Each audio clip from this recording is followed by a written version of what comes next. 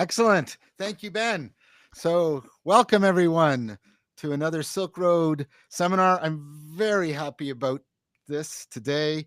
Many of you see me multiple times with Zevi Slavin, a person who has a truly lovely soul and a sharp and keen mind.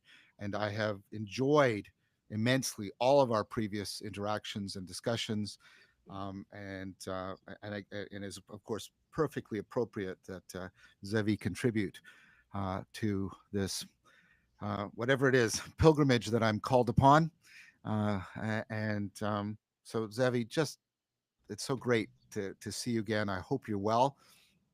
Maybe just to give a little bit of background for people who may not have seen you recently or seen you on my channel or me on your channel or both of us on Esoterica. We've done a lot together. But so again, welcome, my good friend. It's so good to see you. So good to be here, John. So good to be with you. And what a pleasure that is to be working together with such sweet friends and I think the way that you've said that is so beautiful, that are both um, a really, really beautiful soul and a sharp mind, trying to bring that into action. Sometimes we have one and not the other. Yeah. We have sharp minds with unfortunately not the best hearts behind them, and sometimes we have great hearts but lacking the intellectual acumen to bring that to bear in the real world. And it's really an honor to be working together with you, bringing heart and mind together. I am the founder and creator and host of Seekers of Unity YouTube channel and podcast, where we work on history and philosophy of mysticism, trying to understand mysticism from a properly grounded academic, historical, scientific point of view, and to begin to explore mysticism not as something which is unique to any one tradition, but a shared global historical Mhm. human narrative of mysticism. And that's work that's been attempted at different points in modern history, sometimes with greater and lesser degrees of success and carefulness in scholarship. And there's a new wave of scholars who are trying to do that work in ways that are more critical and thoughtful, to all the various concerns in the field. And I hope to be part of that scholarship, and perhaps more importantly, part of bringing forth scholars that are doing that work to the public, to be a channel for that kind of work, which I think is so important in today's day and age. So, thank you, Zevi. So we will no doubt be talking about Stud Still shortly, and a lot of other work that I've been doing. So I'll just share with all of you what I shared with Zevi. I told Zevi that I would like to talk to him about um, this project I'm engaged in, the Philosophical Silk Road Project, an attempt to be responsive to what I think see as the advent of the sacred, which is gathering steam, both for positive reasons and also for negative reasons, like the increasing threatening presence of social media and AGI and things like that. So the meaning crisis, meta crisis, looming things, but also the growing, just rich consonance that biologists like Michael Levin and cognitive scientists like John Vervaeke are talking about Neoplatonism, and it's a serious, deep, mutually resonant conversation, things like that. So this is happening, and I wanted to talk to Zevi in particular because part of what I'm trying to do on the philosophical Silk Road, obviously the allusion is to the Silk Road, is to create um, this what the Silk Road was, kind of this extended courtyard of deep dialogos, so the traditions uh, could enter into mutually transformative relationships with each other. And there's this new burgeoning attempt to rethink the philosophy of pluralism, where, like, I think of, for example, David Brown, not Dan Brown, David Brown's excellent book on learning from other religions, or the work between Cobb and Maso Abi about the emptying God, like where people are trying to can we think of pluralism, or Faber's work on the ocean of God? Can we think of pluralism in a deeply dialogical fashion?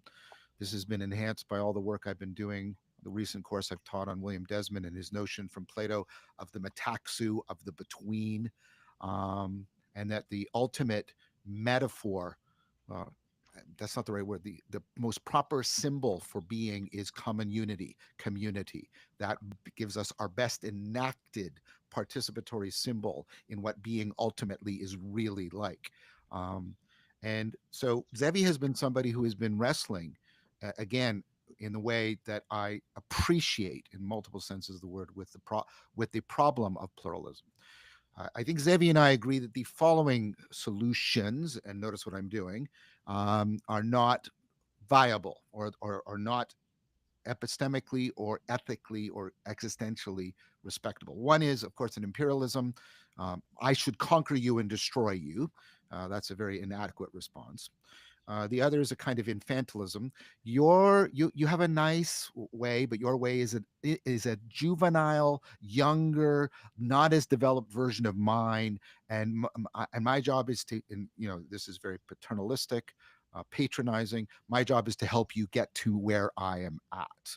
Um, I regard that as non-viable. And the next is a kind of mere liberal tolerance, which we now have overwhelming evidence is failing as a strategy for addressing the problem of pluralism. Another is a kind of Hegelian dialectic in which we try to fold all the differences into some all absorbing system like globalism. Of course, many of you can recognize a lot of Desmond's work going through my critique here. I reject all of those, and Zevi has been nodding throughout, so I don't think I'm imposing on him. And so Zevi is trying to pursue another way of trying to address pluralism and establish common unity and establish an ecology of traditions, like I talk about an ecology of practices with deep philia between them, deep mutual dialogos. Um, and so he also touches on something that I think is just been historically central in this, which is the language, the community, and the phenomenology, the functionality. I don't know what the word is of mysticism, which has played. And the title of his channel is Seekers of Unity, which of course bespeaks what Zevi is on about. So, Zevi, it is completely and utterly appropriate that you're here. I just reviewed the project with you, and you said I believe your text back was perfect. I don't know about perfection, but it seems like it's more than adequate. And so, I mean, that's enough of a framing. What are some of your initial thoughts? I know we can get, I mean, I hope we get into, I really appreciated Stud Still. I want to tell you what I did with Stud Still in the course I recently taught on the cognitive science of religion. Um, and that brings back a new round of discussion about perennialism and constructivism. Um, and so, yeah, that's it. Over to you. Awesome. Wow, I can't believe how lucky I am that I get to have conversations like these, John. What my lucky stars. Thank God. So let's begin by introducing mysticism a little here and the role that it might play in the conversation and the project that you're embarking on. Because I live in the world of mysticism, and I mean that both in the theoretical study of mysticism and also in a practicing Yep. community of contemporary Jewish mystics, Hasidic mystics, I sometimes forget that mysticism requires a bit of an introduction before we dive into it. Yeah. Yeah. So let's give the briefest of definitions and introductions, and then try and find how it reaches our subject here. So mysticism, firstly, let's whoever his mysticism and thinks magical woohoo and wishful thinking and aliens and UFOs, to put that aside. That's not what we're talking about here. Mhm. Mysticism, to use the definition of the poetic definition of Evelyn Underhill, great Anglican scholar around the turn of the century, she writes that mysticism is the art of union with reality. Yes. The art of union with reality. There is something called the real, and we are trying to unite with that which is real and trying to live it. And her language is felicitous because it is an art. She at other times she calls it a science, reflective of her writing at the beginning of the century, but an art for us contemporary listeners to her voice, I think, is much more appropriate. That there's a certain art, and that includes practice and cultivation and community and ways of life and rituals and initiation and all the things that go into to a true art. For a more modern, slightly more elaborated, less poetic, a more technical definition, I've been gravitated to people like Bernard McGinn, the great scholar of Christian mysticism, who poses mysticism as the being in the presence of the divine or the ultimately real, and everything which leads to it and everything which leads from it. That is Yes. Bernard McGinn's tripod. And importantly, it is everything which leads to it and everything which leads from it, which is equally as important as the experience, which has been in some ways over-indexed in the study of mysticism, as those who are aware know. Uh, for because it's been over-indexed, there's a technical definition which I slightly prefer more, which is from um, his name will come back to me in just a second. Take your Stephen time. Moore. Stephen Okay. Moore.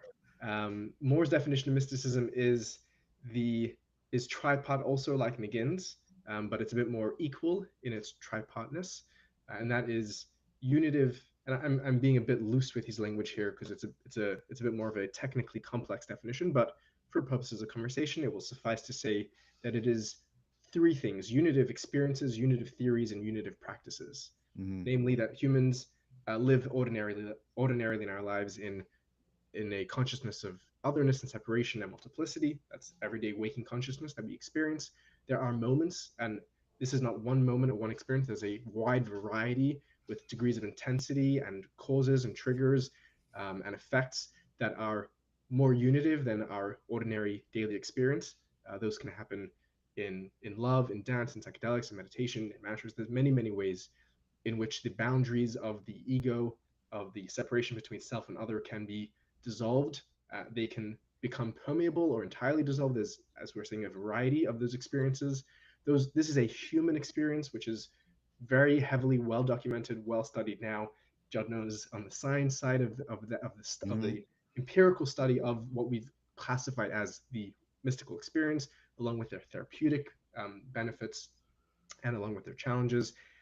Secondly, is the theories, the attempts to make sense of those experiences, and those theories are as old as recorded human language itself, and those theories take the shape of mythology, theology, theosophy, metaphysics, and in today's day and age, contemporary scientific theories that try to explain a unified nature of reality, to try to make sense of the central problem of philosophical mysticism, which is the problem of the one and the many, namely that in our experience, and that experience can also be reached through strict methods of rationality, but also experientially, empirically, of a unity of being. We need to make sense of that unity with the multiplicity that we experience every day, and the theories are that which bridge that work. We will, I'm sure, discuss one of the core theories, at least in Western philosophical mysticism, the Great Chain of Being, one of many examples, a very influential example of a theory of mysticism, namely an attempt to make sense of the one and the many. And finally, the third category is mystical practices, which Peter Moore sees as two. Peter Moore, I hope he said I hope he said his name right earlier. You The said practice, Stephen earlier, but Peter Moore. Peter Moore. I hope I believe it's Peter. Yeah. He'll have to forgive me. Is the practices which lead one to those experiences and the practices which follow from those experiences. So Yes. the rituals, the practices that one cultivates those experiences with, and the ethics, the ways of living that we go ahead with, having had those experiences and having theorized to make sense of them in our reality, to make meaningfulness out of those experiences which can shatter our categories. That's a very broad definition of basic introductory definition to what, when we're talking about mysticism, at least when I'm talking about mysticism, that's what I mean. And I think it's helpful to begin by No. defining things if we're going to have an important, an intelligent conversation. Yes, and I want to bring that was very helpful, Zevi, and I want to bring out uh, something that is implicit in what you said, but is relevant to the current discussion, the Silk Road. Obviously, wrestling with the one and the many is deeply pertinent. And if you have entire ways of life and philosophical reflection and ecologies of practices wrestling profoundly with the problem of the one and the many, that is the problem. That that's an ontological aspect to the problem of pluralism that's showing up cross culturally, etc. So there's deep connection there. Second, you stated this. It's human, meaning mysticism is universal. It's universal, but it doesn't. I mean, we'll get into this about perennialism, constructivism, but it's not at least simply homogeneous. There is wide diversity in its universal elements, um, but um, there's aspects of it that point to things that are now, I would argue, uh, being understood as properly part of the nature of human cognition. One is the importance of non-propositional ways of knowing, which are being alluded to, and the other is the idea of the cognitive continuum, the idea that uh, you have fluency, and then you have insight, and then you have flow, and these are universals, and then you have sort of flow at these higher orders of orientation and identification, and then they can be taken up as transformative experiences and not just one-offs. Which I think is Zevi's right. We should not equate mysticism with an experience, but with a way of life. I think there can be. Um, I tend to split it because I've sort of given up the battle. I totally approve of what Zevi is doing, but I allow people to call that mystical experience. And then I talk about transformative experience, where the mystical experience has been taken up into a way of life, the way Zevi is arguing. Because we know there is a difference between people who undergo these experiences and people who undergo these experiences and take up the call to a fundamental transformation of their identity, their community, their career, etc. But the point is, it's becoming more and more plausible that these states are not foreign or strange or even esoteric. That if you've had an insight or you've had the flow experience, and you probably have, right? There is a good chance that you have some taste of what we are talking about here that really matters. And at least 40% of the population has anomalous experiences that fit onto this continuum in some way. So that means I'm just really amplifying what Zevi said. Um, there is a there is a universalism that's not a simple homogeneity, and there is a deep wrestling with the one and the many. And this topic is not as esoteric as it has typically been cast.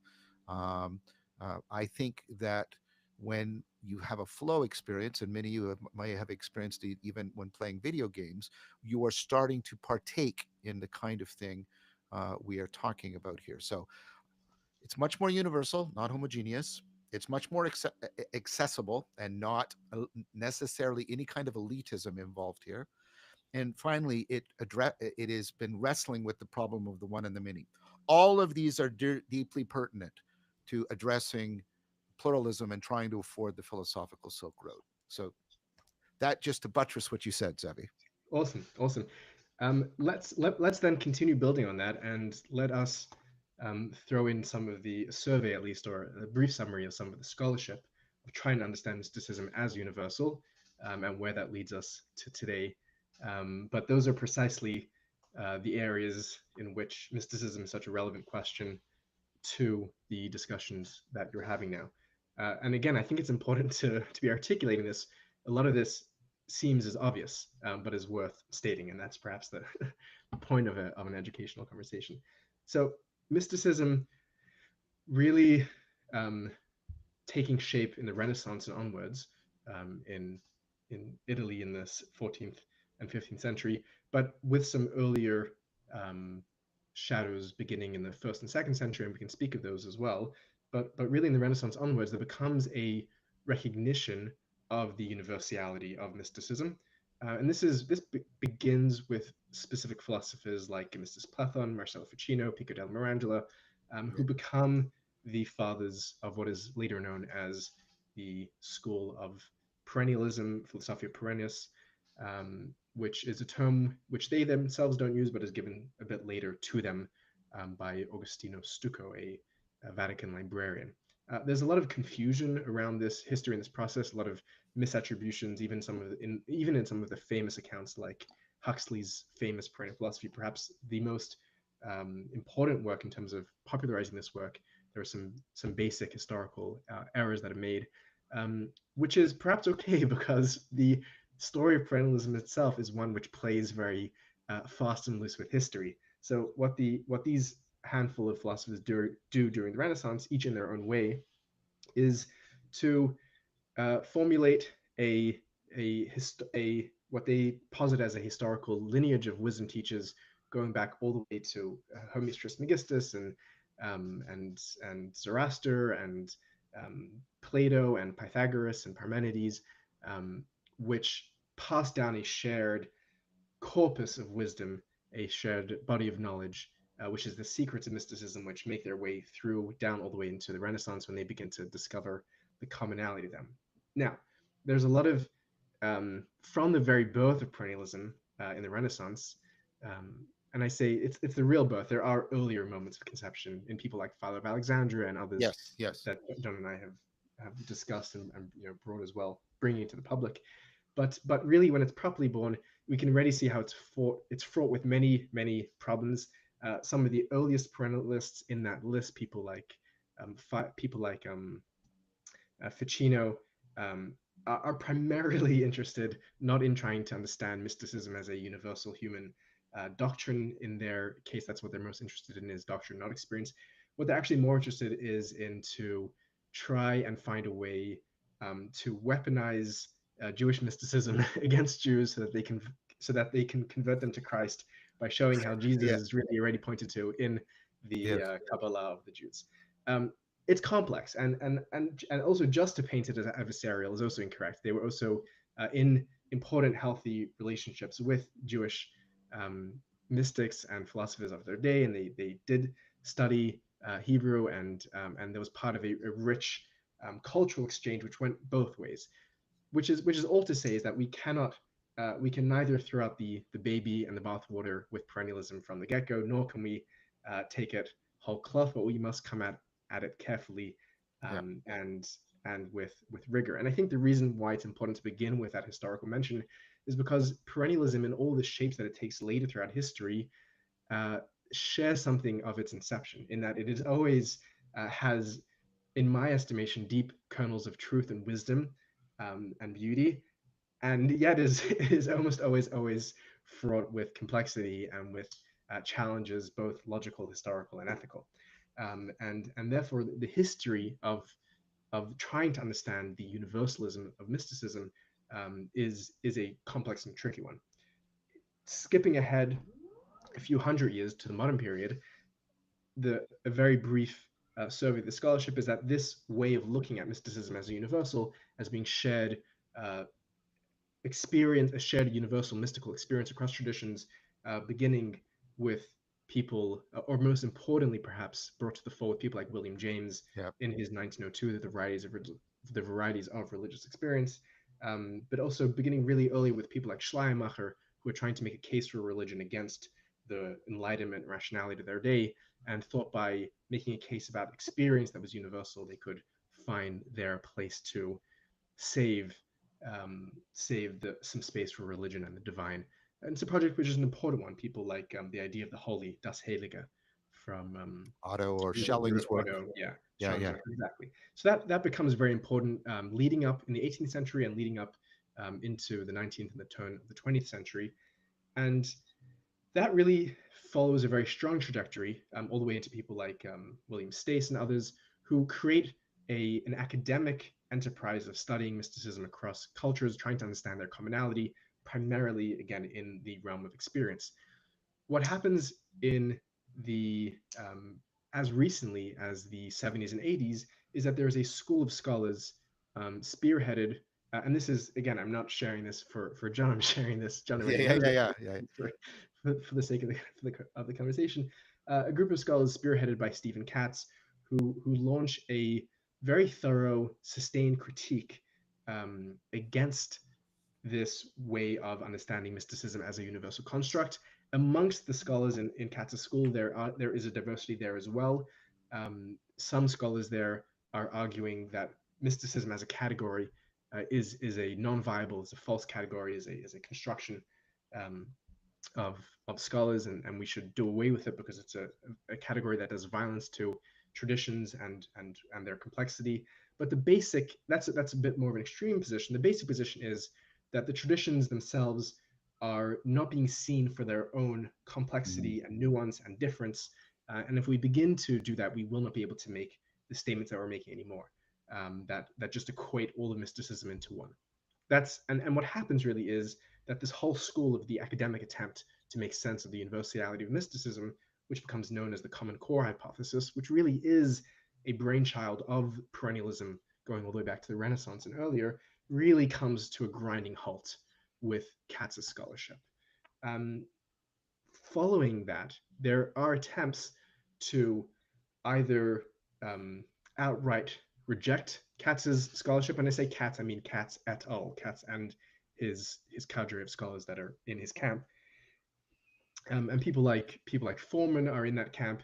But then there's another trend of scholarship which is trying to take on the I think legitimate criticism and critique that Katz brings to the field and try to create a more nuanced, more thoughtful, a form of mysticism which is open to both its universality and to its Yeah. uniqueness and difference and separation between traditions, which I think are equally important. And that is a trend which we are kind of living in that moment. And I would say even someone like Stephen Katz himself is part of that, because as he continues to publish, his publications are trying to continue to establish mysticism as a category, not to abandon it, but to bring nuance. And he does that with anthologies that he's worked on, for example. Very briefly, the work that I'm currently involved in, which I think perhaps brings us right back to John, where you open this with, is trying to think neither about mystical experiences as the core object which unites mystical traditions because of all of the complexities and because of the very legitimate critique questions of interpretation and hermeneutics that Katz and his team brought to that question. Um, Focusing also neither on questions of absolute metaphysics, trying to determine what is the nature of reality as determined by some sort of common metaphysics of mysticism, but instead beginning on a much more humble project. And there are a handful of other scholars who are doing this work as well, and even people like Anne Taves, um, and that are involved in this line of thinking, which is what is the process of transformation that the Yeah. mystics undergo in every tradition. And that's why I so appreciate your pointing to the distinction between the mystical experience and the transformative experience. Yes. Um, and perhaps the transformative journey that the mystic undergoes in their given tradition. And in every tradition, there are not one but many cartographies, many charts of what that path looks like. And the work that I'm doing now is trying to chart that both from what I'm calling a descriptive path and a prescriptive path. So the prescriptive is a mystical tradition tells us you need to begin with this, and then you reach finally this. And those paths, and we can talk about that, and that's work which I would love to get your feedback on, John, as well. Seem to have both a tremendous amount of uniqueness and difference between traditions, which per Katz is important to highlight and to celebrate, and they also have a tremendous amount of commonality per perennialism, which is important to highlight and celebrate. And I hope to be doing both. So there's the prescriptive and the descriptive. One tradition which actually has very good language for this is in Sufism, where they have makmat and ahwal, which is makmat are the stations, the steps along the way. You begin with purification, you begin with ridding yourself of temptation, you begin with forms of prayer and gentle meditation, and then you advance further and further until you reach a place Mm. of fana, of annihilation of the self, ultimately reaching a place of bak'ah, of being established in the presence of God, or uniting with God in some stronger language. That's the makmat, the stages, the prescriptive, and then on the other side we have the states, the descriptive, the ahwal, which is that you will experience um, feelings of love, intoxication, the dark night of the soul, and I'm mixing here traditions now, which is Uh, not for this. um, but those are the two sides, and I think that bringing our attention to that allows, and perhaps this is really under guiding point of my whole approach to this. And with that, I'll pass the mic back to you, John. Is that the way to come to a proper understanding of the universal and human, in my conception, the way to come to a proper pluralism, as John is striving for so nobly, is not by avoiding the particular and is not by avoiding the universal. It is by diving into the particular that we find the universal. And this is something which is, I think, substantiated both logically and rationally. It's substantiated in the history of thought, people like Plotinus, and we can speak about how he does that in his Logic and Metaphysics. I see John is nodding. And I think it's also substantiated in our own human experience that by going into the depths of who and what we are in each of our own complexity and individuality, that is how we come to actually approach and be in true relationship with the other, with the universal. Is not by avoiding our particularity, but by going deeper into our particularity, which brings us to the universal. And that's kind of the guiding ethos. And I can see John is is excited by that idea. This is amazing. Let me pick up on the thread. I think going right in. I think putting a name on the alternative, constructivism, I think is helpful, because I want to do that for a particular reason. So constructivism, and this is not a name I'm imposing. This was a name many people applied. Katz applied it to himself, and many people in scholarship take this up. So that's not an imposition.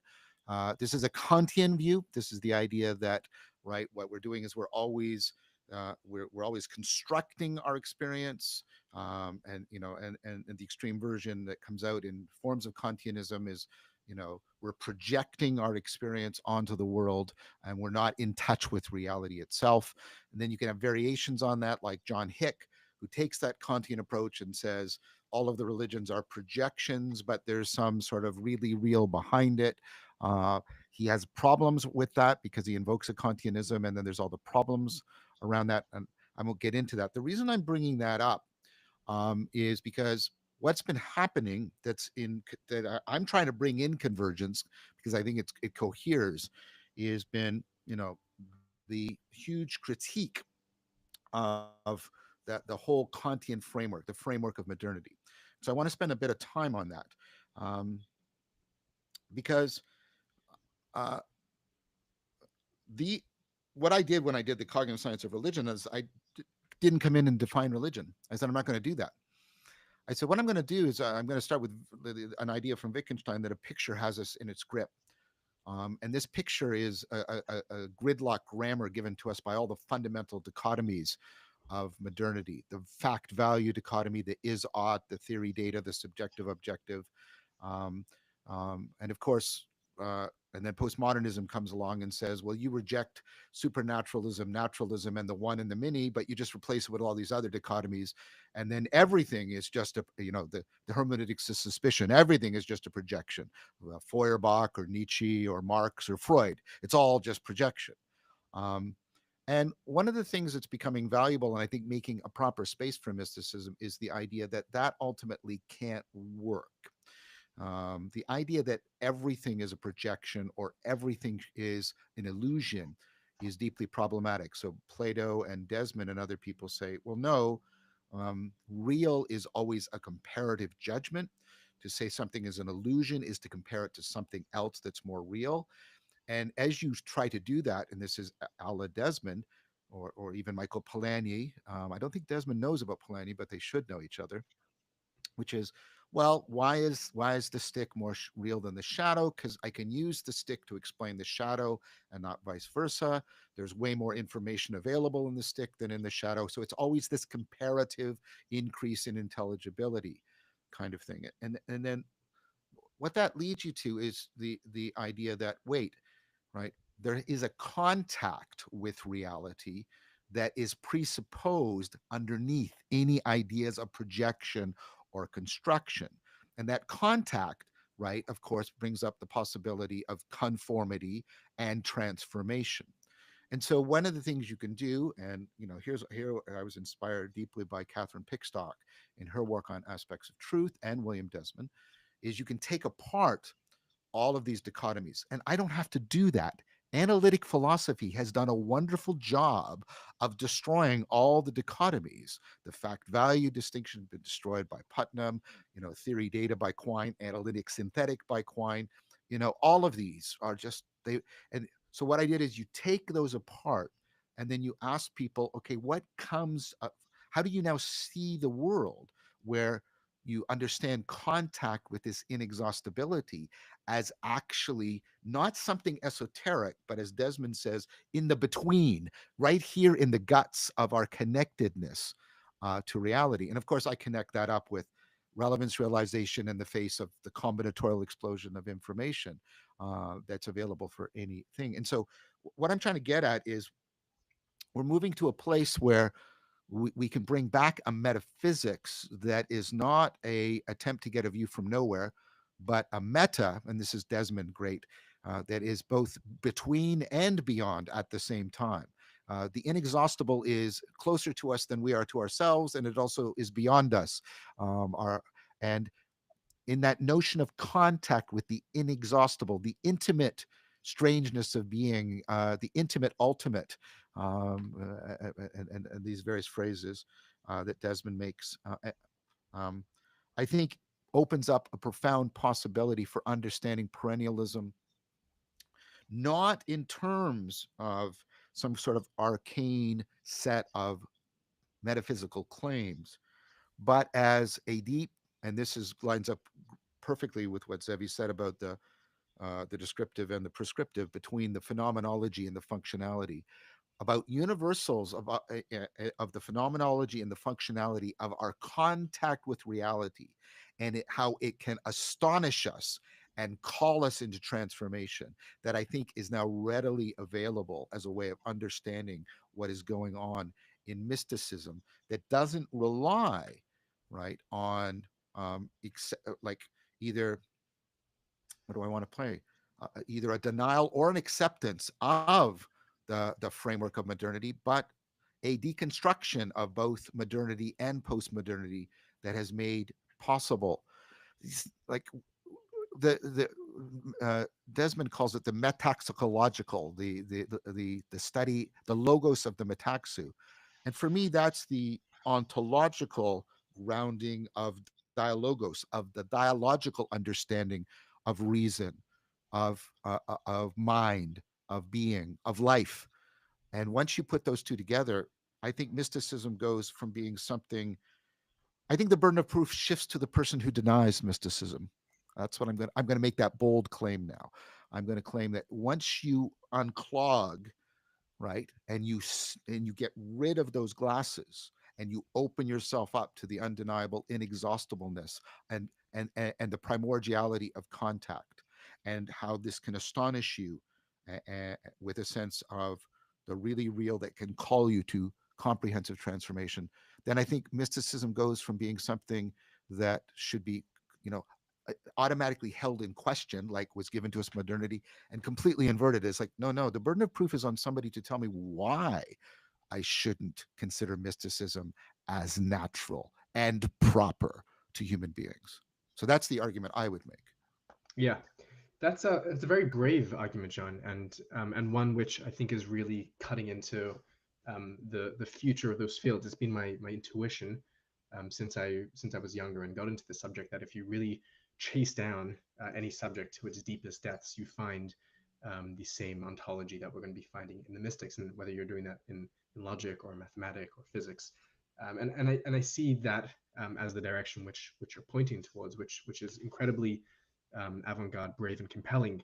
There's also a braveness which you have, which is willing to actually move into those questions of the ontological, which is something which I've pulled back away from, both both perhaps because I'm not as brave as you, and also because I fear sometimes that in the hangover of modernity, we are still allergic and unable to make to have important conversations about the ontological again, in this postmodern context. And I use that temporally, not perhaps um,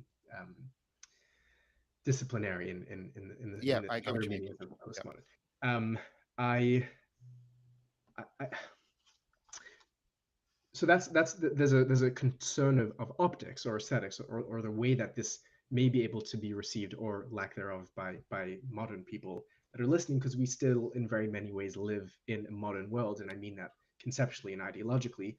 but but I'm going to venture into the ontological with you. But the point that I'm going to make, and I have almost no doubt that you'll agree with me, is that part of the very description of this ontology, which is both ancient and very, very modern and past modern, which beautifully reflects words of the Zohar, the magnum opus of medieval Jewish mysticism in Aramaic, that these are Milin, Atikin, Chadatin, that these are old new words that we're speaking here about very ancient and very, very contemporary matters, which is appropriate. I think that part of the demand of this ontology is necessarily to understand it as something which is inherently tied into the practice and the implementation of that ontology, where the rubber hits the road. I Oh, think yes. only a pre-modern and modern conception of ontology can allow it to be held in separation from our cognition and from our lived action, from the very Sitzenleben in which we take part in these ontologies, and we co-create and construct and perform these ontologies. And I think as a result, and I see John is nodding with me on that point, as a result, I think, and this is work that John has been involved in and we've discussed in the past, it's important to speak these ontologies in concert and in harmony with the way which they are acted out, and Yes. the way which they are transformed and performed by the lived human and more than human experience.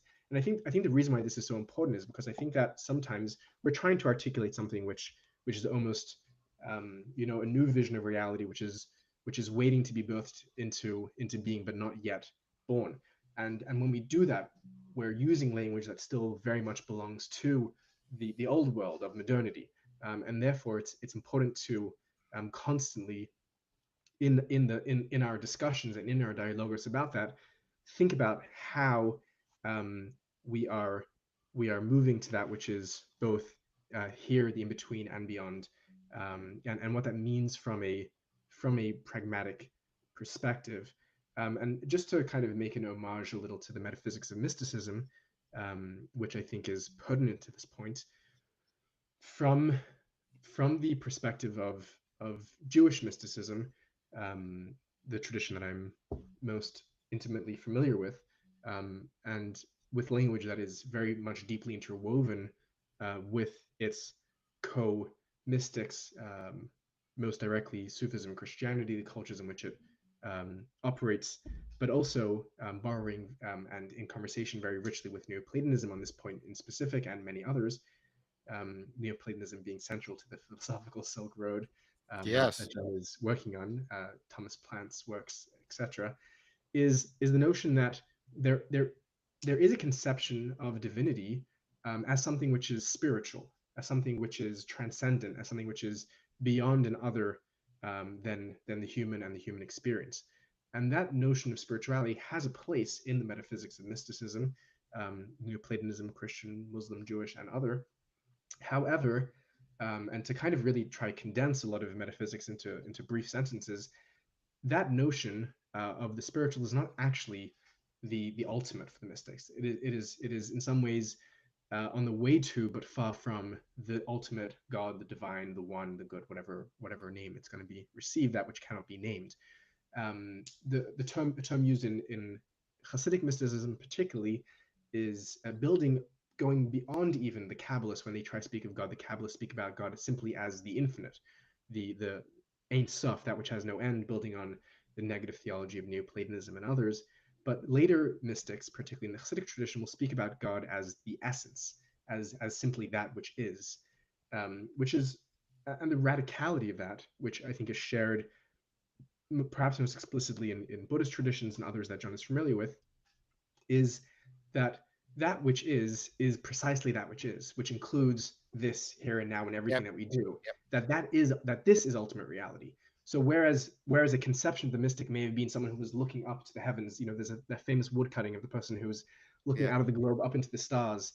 Um, for mysticism at its purest metaphysical, and I think meeting us where we are now in this moment, and what John is articulating, is a concept of the absolute, the ultimate God, the divine, whatever you want to call it, as that which is, as the essence of reality, as it is here. Not merely the grounded being, not merely that which is beneath us or above us, but that which is that Yep. which we are, and yet is some way also the mystery which contained us, which is also in some ways meta, which is beyond. And part of the necessity of, part of the demand of that articulation is that if we begin to think about reality that way, and mysticism as a window onto reality that way, then the quest to reality, the quest to the ontologically true, is not some sort of escapist attempt to gaze up into the stars, but is to find precisely that which lives in that which in which we live and breathe and have our being. That is the essence, to borrow from the language of Christianity. And this is, I mean, just very brief which gesturings. I'm was just trying to borrowed from bring up. which was borrowed from Stoicism, by the way. Oh, wonderful. Yeah. So just this is just brief gesturings at where the metaphysics, in my understanding of the metaphysics, converge with John's perception of the ontological component of this aspect. Yeah, yeah.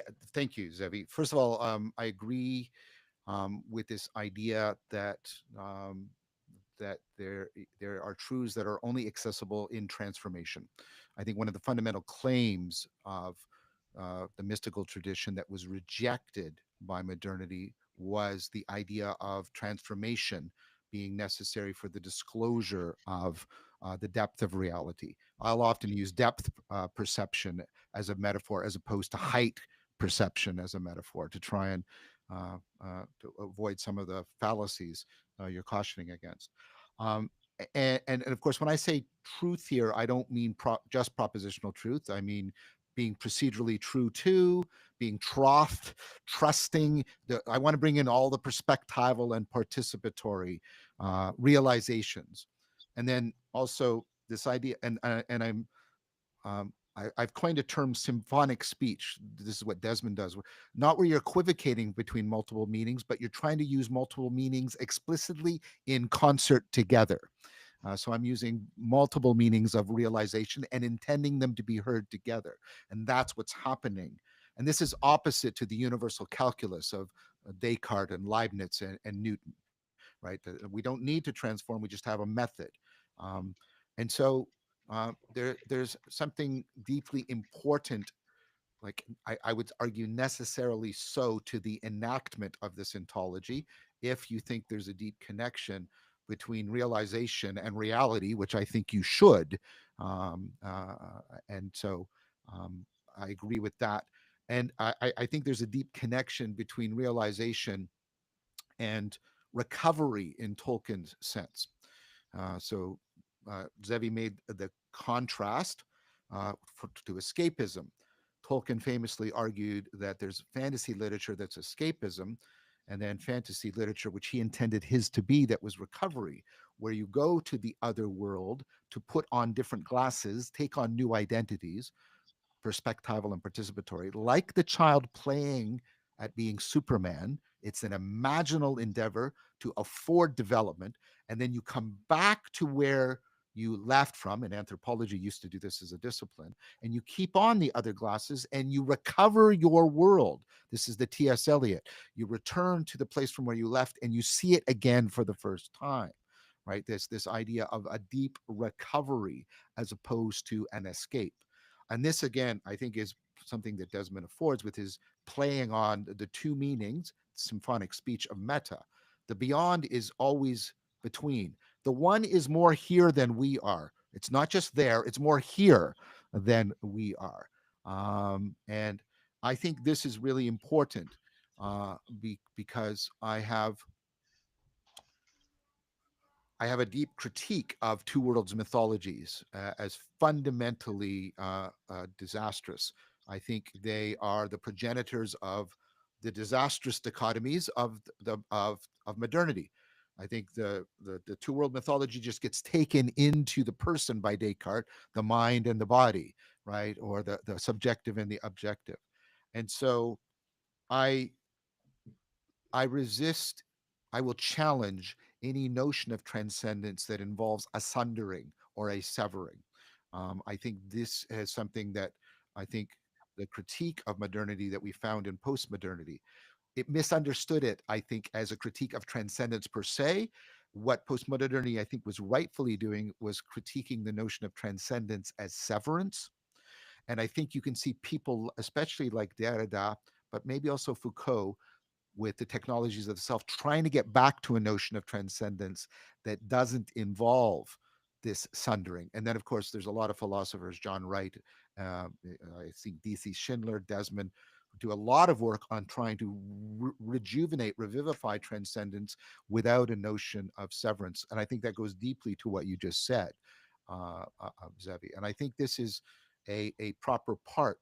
Um, the reason I'm concerned about this, I mean, there's spinozistic arguments about the the way the notion of realness or being gets undermined by two worlds.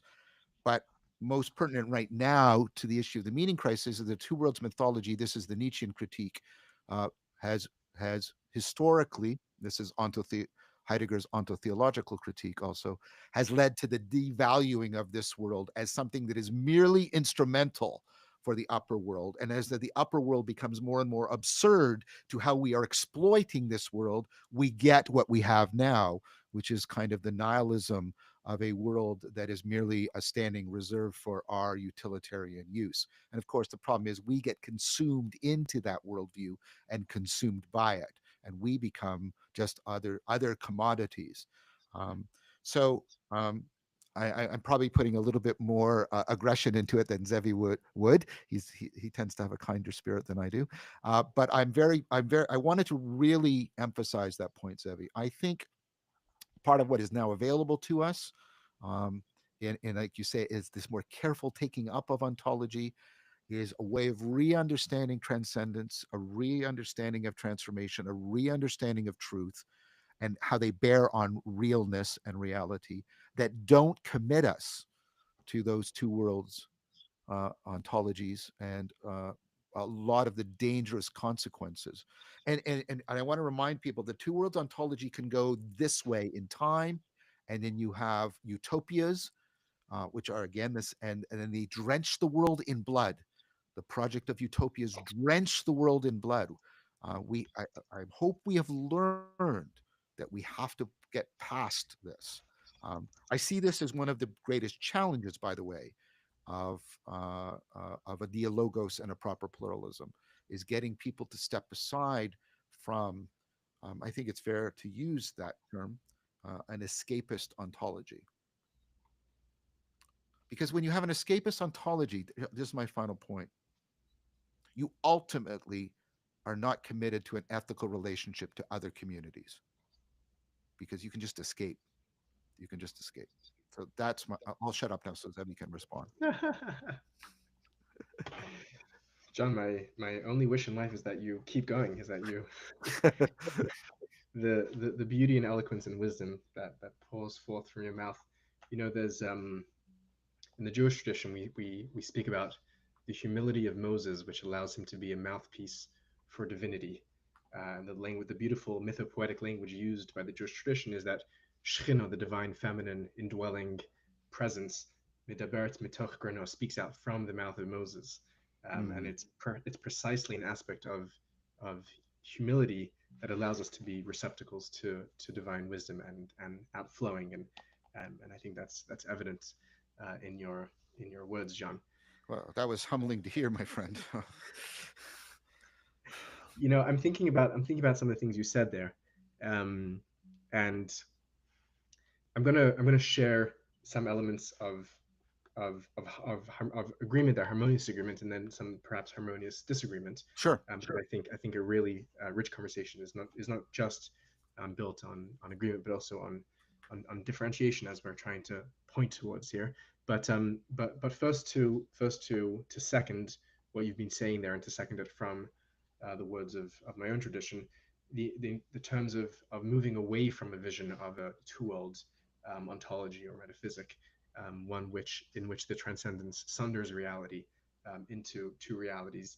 I think that when people think about theology, they think about it as being the one of the primary instigators of that form of a sundered ontology.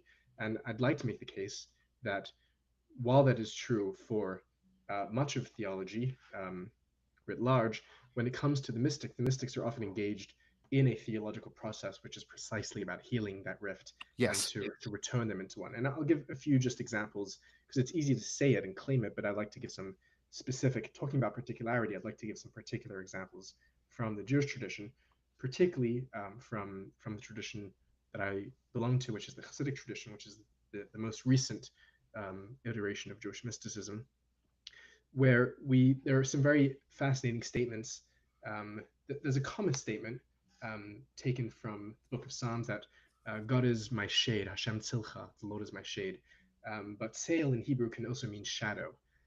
And the way that that's read already by the Kabbalists before the Hasidic think is that just like when one moves, their shadow moves as well, so too when we move down here, the divine is moved as well in correspondence. And I think what we're seeing there is is Mm. Jewish mystics, namely the Kabbalists, working in the Middle Ages and onwards, who are dealing in a world that is steeped in a two-world ontology, in a sundered ontology, as John put it, and they are trying to make pushes towards healing those two worlds. And they have their own internal language to do it, which is speaking about the two aspects of divinity, the divine masculine and feminine, the transcendent and immanent, and how the project of the Kabbalists is to unite those two, to unite Kutchabricha and Shechina, the divine transcendent and immanent, and they very explicitly identify the world, the human, themselves, the Jewish nation as various different identifications with the divine indwelling masculine, which means that they are uniting themselves with the transcendent, perceived as masculine divinity, and themselves the feminine. So that's very much in their own language, but part of the strategy, persuasive strategy of the Jewish mystics to change that consciousness in Judaism for the nation as a whole, and in conversation, in deep conversation with their neighbors of various faiths and traditions, is to do what is perhaps the most Jewish thing, which is to take Jewish texts and to reinterpret them in the light of this new, or in the light of this ontology which they are trying to bring to bear. This hermeneutical exercise is really, really key to, I think, mysticism, to Jewish mysticism certainly, but to mysticism as a whole as well. That there is a text of reality itself which we are trying to interpret anew. It's the word, the modern word that we have for this type of textual interpretation, which is hermeneutics, goes back to the Greek god Hermes. That there's Yeah. something already, and which directly brings it into the mystical traditions, um, of Hermes Trismegistus, Yeah. where Yeah. there's this act of interpreting reality, which itself is fundamental to the process of mysticism, and often that's done literally through reinterpreting texts.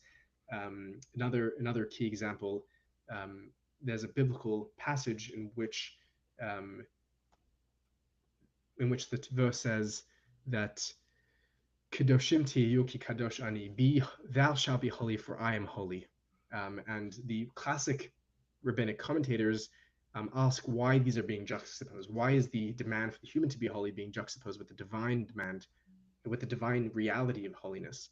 And I'm not going to dive right into what the word holiness means. Kadosh, it's a bit of a complex word, but we'll leave it at that translation for the moment.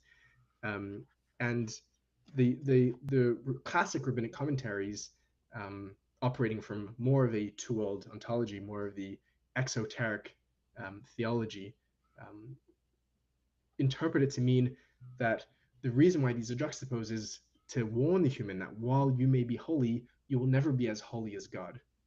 That one should know that that my sanctity, the sanctity of God, is always greater than your sanctity. Don't think that just because that precisely they're being juxtaposed so that you know your place.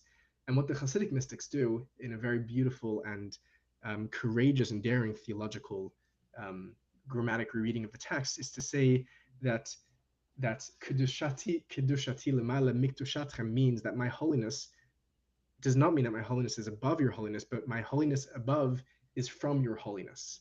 So Mm. we can see the ways in which they Wow. are still built, they are still working within those ontologies, but trying to move through and beyond them. Um, and this, I mean, this is a practice which is done for many, many texts. Texts from the Mishnah, which is second century rabbinic literature, um, where the the text warns the human, da malamala mimach, know that which is above you.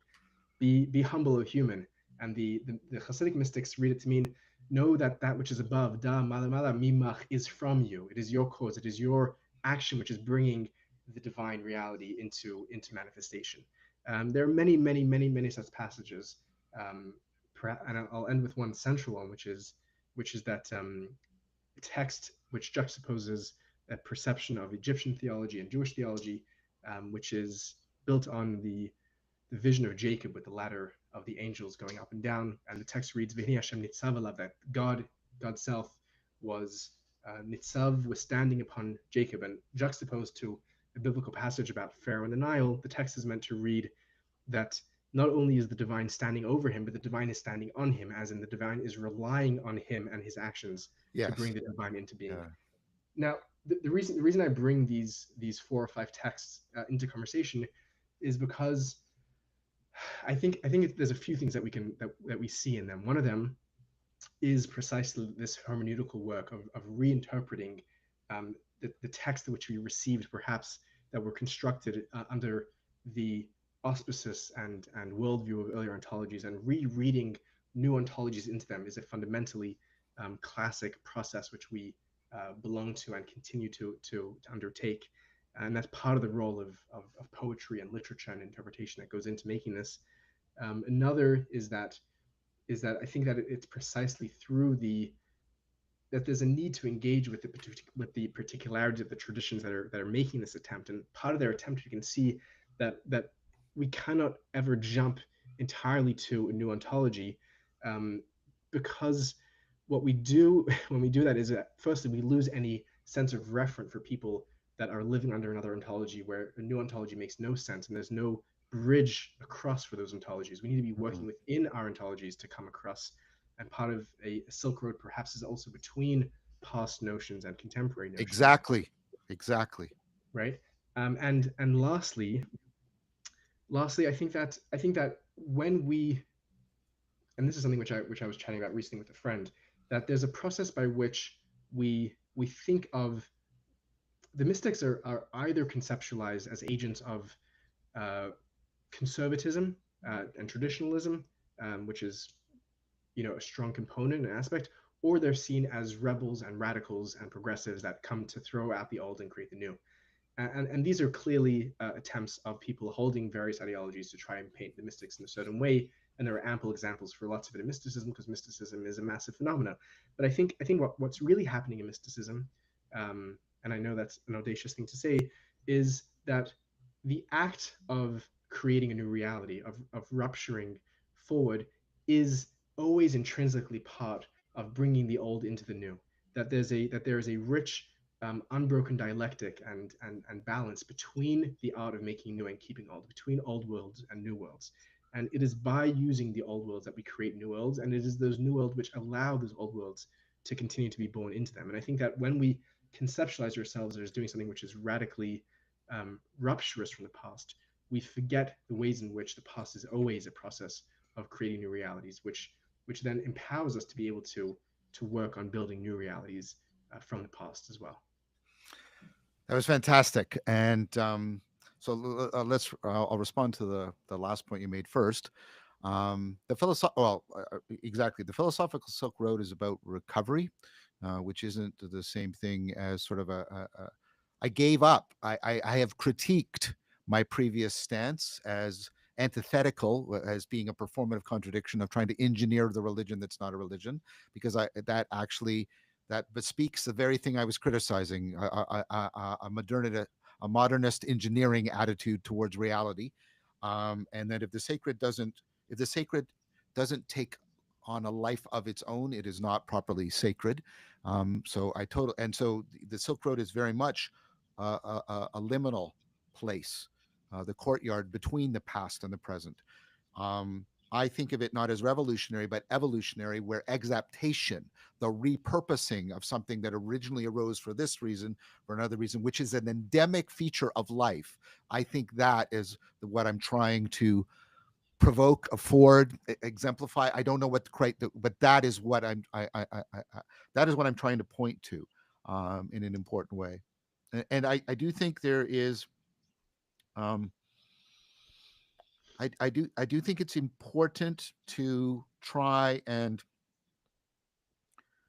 appreciate, and again in a symphonic speech, all the meanings of appreciate, what the various traditions have. So I have set myself to be as deeply vulnerable as I can, so that I find a way of loving each one of these traditions, each one of these sages and saints, such that I can learn from them what I have not heard before, or at least, or sorry, like I need that is my proper responsibility to this. It is not.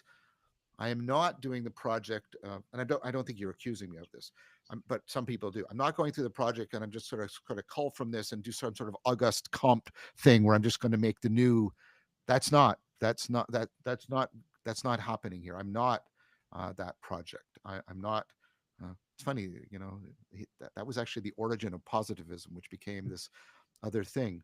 Um, there is again there's deep connections between realization, relationality, recovery, non-duality, common unity.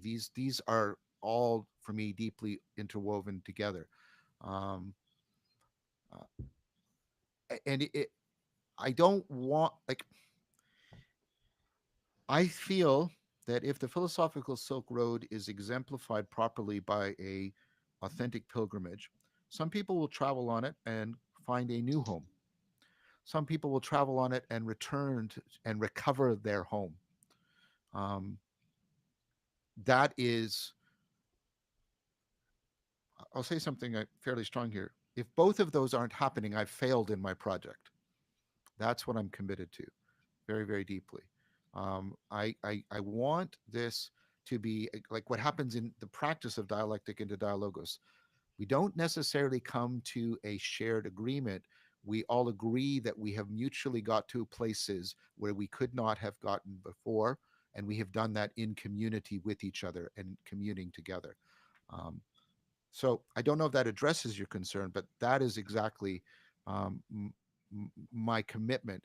And I'm gonna try and really do something. I'm like the way the way we now pre-register an experiment to try and deal with replication issues. I'm going to make a sort of video essay before I go on the trail about well, here's where I'm at, and here's how I'm trying to get as balanced and as open and as vulnerable as I can. So, one concrete example: here are all the arguments for why somebody might have an impersonal understanding, which I tend to favor. And I won't pretend to be completely neutral because that's pretentious. But I have come to realize, because of Desmond's work and others, there are fundamental ways, and especially Wynn's book on renewing the senses, in which ultimate reality has aspects that we only properly find in persons, and so. And especially what you said about ultimate reality isn't necessarily off there; it's in the face of the other, and so I'm doing that because I really want to try and undergo the existential transformation that we're speaking of here. I can't manufacture it. All I can do is prepare myself uh, for it, which is, I think, the proper philosophy of pilgrimage. That's something I just discovered recently. There is a philosophy of pilgrimage, and I'm trying to learn from it. So my answer to the concern I think you were talking about is the pilgrim. The pilgrim journeys and then returns home in a powerful way. Um, I would my hope would be that the Jewish person, while remaining, and I use this in a Neoplatonic sense, the way Dionysus does or Desmond, the Jewish person could remain erotically monogamous to the Judaism while having profound philiac love for Buddhism, and vice versa. And they could all have a shared agape of the common unity that bespeaks the nature of reality in a fundamental way. That is what I'm after. Does that address your concerns, Zevi? Yeah, I think it does, and I would say that I strive to be in that same place with you. And I think that part of this new articulation of religious philosophy and identity that I'm trying to also put forth in my educational work is precisely to show and demonstrate and to educate how not only can we be in deep, um, real, rich, lived erotic relationship with reality as perceived through the windows of our own tradition, but precisely that relationship calls for as you're saying, an agapic relationship, an appreciation of the way in which that relationship is played out in other traditions and in other spaces. I think, yeah, I think that's necessary. I think that's absolutely necessary, and I think that it's something like a paradigm shift of religious philosophy, whereas in the past we thought about religious truths as a zero sum game. Yes. That and this is part of our a misapprehension of truth at all, right? We're thinking that propositionally and therefore as zero sum propositions that I not only is it either I'm true or everyone else is wrong, but everyone else has to be wrong so that I can be true. And I think that when we think about religions in a relational sense, as you're saying now, my relationship with my spouse is not any truer than someone else's relationship with their spouse. It is my relationship, and that's what makes it unique and special to Well, me. well, yeah, I want to build on that, and I want to make use again of, because again, to be clear, we're not advocating a simplistic relativism either, which I think is deeply problematic. But I think that's one of the downfalls of the constructivism we were examining earlier. Um, Instead, like the research shows, attachment theory, and I don't mean Buddhist attachment, I mean psychological attachment. So please, people don't jump on that, okay? Sometimes people use the same terms and they mean different things, okay? Um, so if you're secure, if you have a secure attachment style, contrary to the idea that we have that we lose our autonomy, right? This is sort of liberal, low L liberal that I really am very critical of, right? The research shows that if I can have a secure attachment relationship, for example, to my spouse, that actually empowers and improves my philiac relationship to my friends or to places that I love, and it affords my agapic relationship to reality as a whole. So, like, if you take a look at, whereas if you have an anxious attachment style and you got to hold and you have that zero sum and you're always worried of being lost or being abandoned, then that, of course, is toxic to all of your other relationships. And so, if we move from a propositional to an enacted relational ontology, we can get a better model of what we could bring to bear on our understanding of intertradition, community, and relationship. Um, so, uh, I just wanted to put that in to reinforce what you were saying, Yeah, and to say that there is a model other than the model we find in logic. There's a model in our, our relationality, our inherent relationality that's brought out in current psychological theorizing, that I think is a better model for us. precisely. I'm in strong agreement here, and it's no accident that the that Judaism has been always traditionally conceived as a relationship and at times a romantic relationship. Read through the Song of Songs, an influential text for many religions in the West, Yeah, as precisely as a covenantal romantic relationship between the human and God, between the individual and reality, which they participate in and co-create. So it's precisely it's precisely the logic of relationality, which brings to bear. There's a great teacher of mine who I never met in the flesh, Zalman Schachter Shalomi, who is in many ways one of the shining lights of modern attempts at a Hasidic informed perennialism, who spoke about religious voyeurism. That while in the depths of my own rich romantic erotic relationship, I can gaze upon the other and I can take something back. He was speaking in the 60s and 70s when love was in the air, but yeah, there's a sense of voyeurism that not only am I threatened by the reality of a relationship that another may have with the absolute and ultimate, but I can be turned on, is the language that he would talk about, and inspired in my own.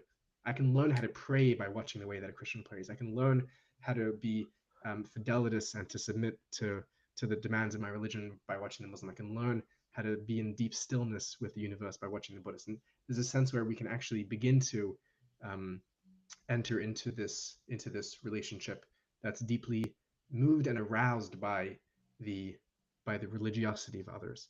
And I think that's precisely a benefit of secure attachment that allows that to be the case. It's interesting in the New Testament where Paul is quoted as saying that Christ comes to provoke the Jews to jealousy. And there's different ways of reading that. You could read that from a critical perspective, um, that that there's something that Paul feels is absent or lacking in Jewish spirituality of his day, and the spirituality present in Jesus serves as a critique, and that's certainly a legitimate reading of Paul. But a kinder reading of Paul, perhaps, is that jealousy is a healthy part of relationships.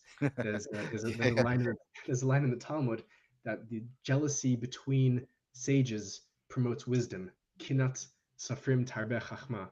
And perhaps in that same way, there's a place for sacred jealousy where we can look at each other and say, oh, if only I was able to have that aspect of my relationship as rich and as strong as my co-religionist. And that comes from a truly deep place of secure attachment. And I mean, I faced this criticism in my own work, where people ask, how can I engage with that which is idolatrous and other and foreign and fallen and sinful and hateful, and all of the ad hominems and all of the attacks in the book. um, and I think that the reality simply is that when we're able to be so deeply rooted in where we are, is that's precisely from where we were able to take pilgrimage and to appreciate the other. And I think it's a form of religiosity which is a way of being which both is true in a religious context, but also in other contexts as well. I can think in the political context. What would it mean to have a secure attachment to one's political and social ideals, so that we could see the other, the presumed other across the aisle, and say, instead of seeing them as the devil and the enemy incarnate, say instead, what values does the political other, does my co-politicalist have that I could learn from, that I could be inspired by, that I could be jealous of, that I could be a stronger um, Democrat or a stronger Republican or stronger liberal, whatever political identification one has. And that's I mean that's an entirely new way of doing politics, which is certainly not where we're living. We're living very much in politics 1.0. But I think also that to go back to the ontological, because John, you've centralized that in this conversation, it is the divine that is precisely that which contains the multitude. In the language of Jewish mysticism, it is the divine which is noseha fachim, which is language which is mirrored in, the great mystic Nicholas of Cusa, that God is Yes, that which is the coincidente oppositorum, the God which holds the contradiction within itself. And therefore, if we truly do believe in an ontology of a reality which contains multiplicity and contradiction, I am large, I'm large, I contain multiple contradictions, is yeah, that Walt Whitman. Then we can begin to live that way, in our religious lives, in our social lives, in our political lives. And I think that looks like a radically different way of living. And for me, when we speak about the ontological in this new way, in this postmodern way, it's one which has to immediately demand that not demand is a strong word, but the logic of it necessitates in love that we restructure all of our ways of approaching being in reality, including the social and the political. And for me, precisely that transference, that crossing, that transformational component is central to this new way of thinking. It's not enough to think or talk about these things and then go on with life and politics I and agree. economy as usual. I agree. I mean, David Land is helpful here. Speaking as a Christian, he goes through and he says, you know, um, we have to properly learn from each other. And then he does something which is, he alludes to something and then he sort of demonstrates it. But I'm going to sort of, I'm inspired by him, but I'm not claiming to quote him verbatim. I just want to make that clear. And you have the, like, to start from something familiar for people, you have the Socratic notion of the unity of the virtues, which you can just think they fit a system, or I think some better scholarship is that Socrates thinks that each virtue is a way of being wise in a particular set context. So to be wise here is to be courageous. To be wise here is to be compassionate. And I think that's right. And then there's something analogous.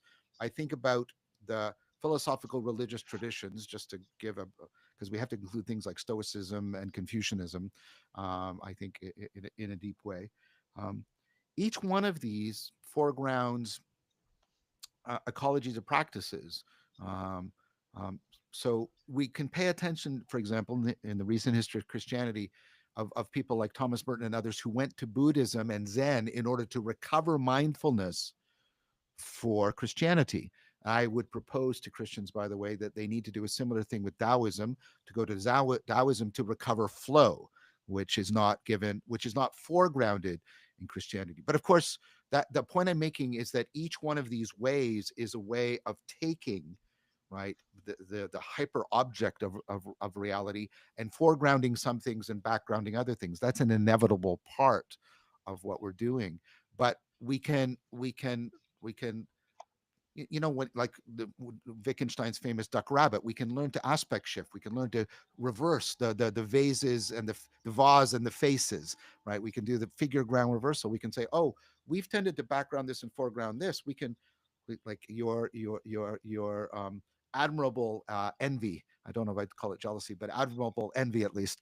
You can say, hey, I think the Buddhists, I could really deeply learn from the Buddhists about mindfulness, or from the Taoists, I could really learn about flow, or I could really learn from the Confucians about ritual, in a way that I haven't heard within Christianity or Judaism, right? And vice versa. I'm just doing it from a familiar to a unfamiliar direction. And I think, because I don't think there's any deep division. I'm not saying they're identical, but I don't think you can separate learning from living with and loving. Um, and so I think there's something like, and I think Land is should be commended as a Christian theologian for that's courageous. Sorry, Brown, not Land, David Brown. I'm confusing with another author. I apologize. But this idea that, look, each one of these, but this is like any object, right? Each one of these foregrounds and backgrounds, and that means we should be very clearly open to the possibility that we can deeply learn, and therefore, like a deep friendship, love from the other traditions, precisely because no one tradition can foreground everything equally, because that is not to foreground anything. Did that make sense as an argument? Yeah, certainly. And I'm thinking of, you know, direct historical parallels within the history of Jewish philosophy and mysticism, where this case is actively made. I think the most explicit. I think there are many Jewish mystics who are engaged with this form um, of of learning from the other, which is, as you said, an active love. Um, the one who is self-conscious and explicit and calls it out as doing so, that comes to mind, is a great Jewish mystic of the 13th century. Um, his name is Abraham, the son of Maimonides, Avram ben Harambam. His father, perhaps the best known and maybe greatest Jewish philosopher of all time, who I and many others have made the extensive case that he also is to be properly regarded as one of the great Jewish mystics of all time, because during his moment in the Middle Ages, to be a rationalist philosopher and to be a mystic in the way he was not a contradiction at all, but No, were no. one and the same and part and parcel. Um, but most people understand the relationship between father and son as the rationalist and the mystic, and I think they're better conceptualized as the rationalist mystic, and his son also the mystic who's engaging with his father's rationality. But what Abraham does unique, that we don't see his father Maimonides doing.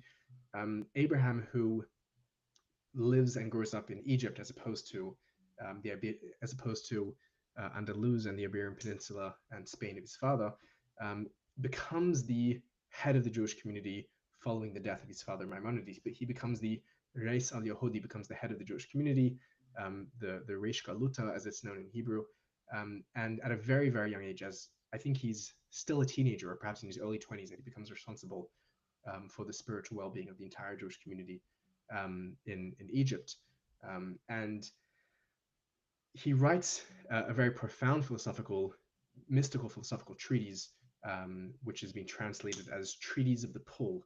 Um, I don't know how it got that translation, but the original Hebrew translation title is Hamaspik Le'Ovid Hashem. Hamaspik means it's also translated as the compendium of the servant of God, but Hamaspik in Hebrew means that which suffices the servant of God. As in, if you're a servant of God, this book is sufficient. This is what you need, which certainly follows in his father's spirit. Um, but what he writes there is that, and this is a really daring thing to say from a Jewish sage of his lineage and stature and responsibility is that the spiritual practices of Judaism that we had received from the prophets, he writes, over the course of the harsh exile which we have persevered and been persecuted, we have lost some of those practices ourselves because of just how terrible times were. I mean, his own father ran for his life together with his wife and children um, on the heels of the persecution of Almohads, of fanatical Muslim groups, and and and certainly throughout Jewish history, that's Hmm. not an exception. That is the common, unfortunately. And what he writes is, despite that history and despite the recent persecution that his very own family experiences at the hands of fanatical, violent articulations of Islam, he sees amongst his Muslim co-religionists living in Egypt an exquisitely divine form of practice that is centered on wisdom and love. And what he writes is that in God's goodness, God allowed there to be a flourishing of this tradition of wisdom and love in Islam, Sufism, which is the form of mysticism, of Islamic mysticism that he's exposed to. There are others as well, but that's the one that he's exposed to.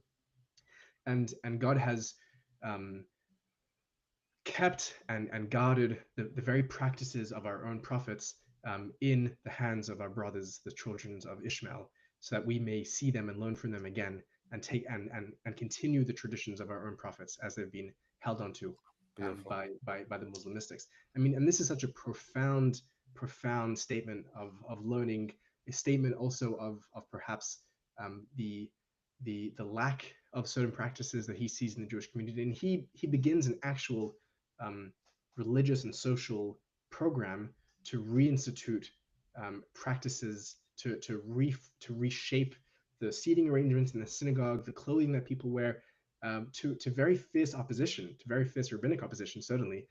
But he does that on the lines of learning from his Muslim neighbors, and vice versa. The history of great Sufi scholars and Yeah. philosophers who are sitting at the feet of and studying Maimonides, amongst many other great Jewish mystics, is equal to that. But here we have a clear statement where throughout the course of history, it only makes sense that we can lose our own practices, and if we can turn to our brother, our sister, and see them not as enemies and threats and competition, but as fellow pilgrimages, as fellow seekers, seeking after that shared truth, then it only makes sense that we can then begin to reclaim our own wisdom that they hold for us.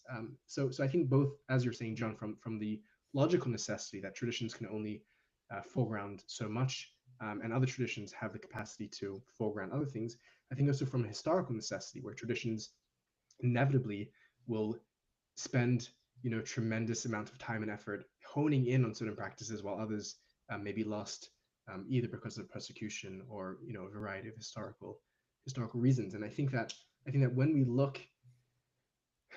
look at cultures that have spent hundreds of years of developing techniques and practices to bring us closer to reality, it behooves us as people who are in love with reality to not learn from them. It behooves me as a practicing, proud Hasidic Jewish mystic to not learn from the way that a Buddhist can come and sit in silence and lose any sense of ego and selfness in the presence of the infinite, spontaneously arising love of reality. It behooves me to not learn from the Christian about the depth and the power of forgiveness and what that means as a deeply profound spiritual path. It behooves me to not learn from the Muslim what it looks like to have a tremendous passion and subjugation and submission to a will which is greater than me, so that I can unite my will with it, and so on and so forth. Yeah. That's beautifully stated. So, Zevi, we're going to now end our YouTube presence and we're going to move on to the lectern where we will take some Q&A. So, first of all, for those of you who are watching on YouTube, thank you very much. I hope you found this, I found this to be exemplary in both senses of the word of what the philosophical Silk Road aspires to be. So thank you, my dear friend, for affording that and making that possible. We're going to go now to the lectern and we'll take some Q&A. So Ben, I just hit stop now.